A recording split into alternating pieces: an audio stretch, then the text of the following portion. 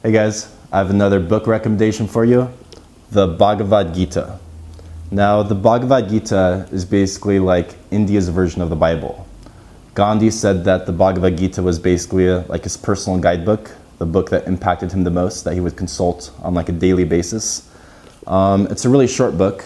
I read it in just a couple of days. And one also thing to note is that it was written in Sanskrit, so there's lots of different translations of the book. I got this translation by Eknath Easwaran. I really enjoyed it. I would recommend getting this translation. I'll put a link to it in the description. But the basic gist of this book is that in ancient India, there's this Prince Arjuna, and he's heading off to war.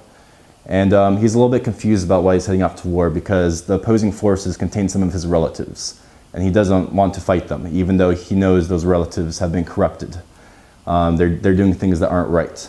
And while he's heading off to war, suddenly his chariot driver reveals himself as Krishna, as the Godhead.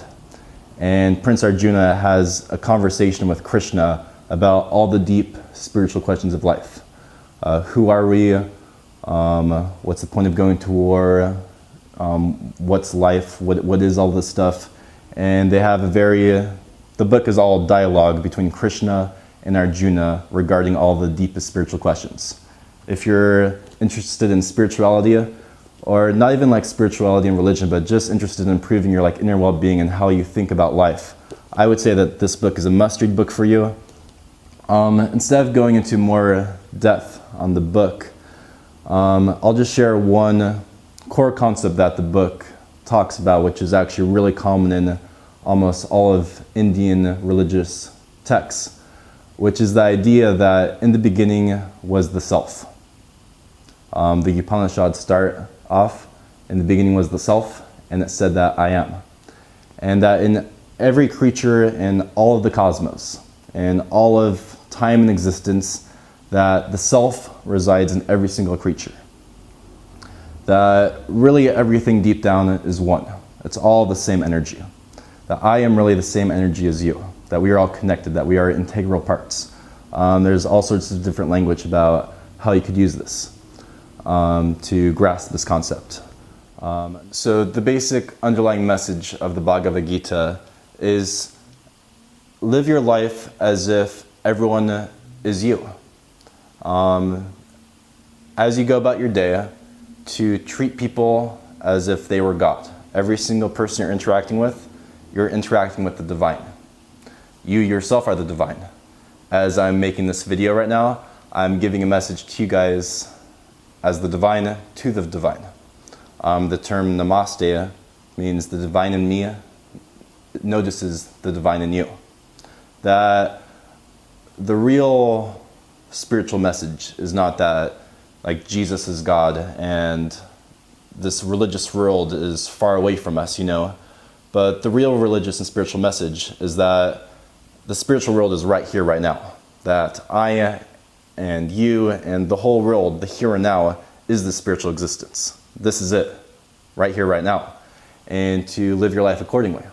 And I really believe that that's probably the most important thing in life, is to really do your best to treat everyone else as if they were you. Because I think the major human problem is a rationalization towards selfishness.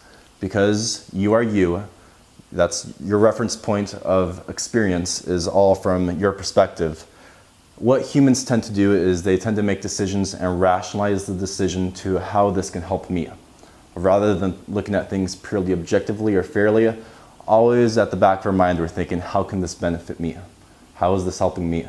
And that's really how kind of all problems start, is because we all have this self-bias.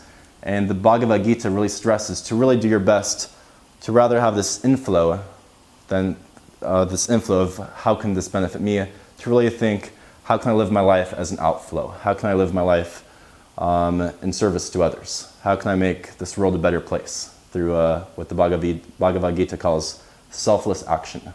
And it's really great stuff. It's really hard to treat other people as best as you can lots of times. It's just hard. It's hard to try to be loving. Lots of times I try to be a loving person, I just can't do it. It's really one of the hardest things in life, is to strive to be the most loving and goodest, most good person that you can be. But I really think that's the most important thing to think about in life, to think about how you live your life. And that's what the Bhagavad Gita is all about.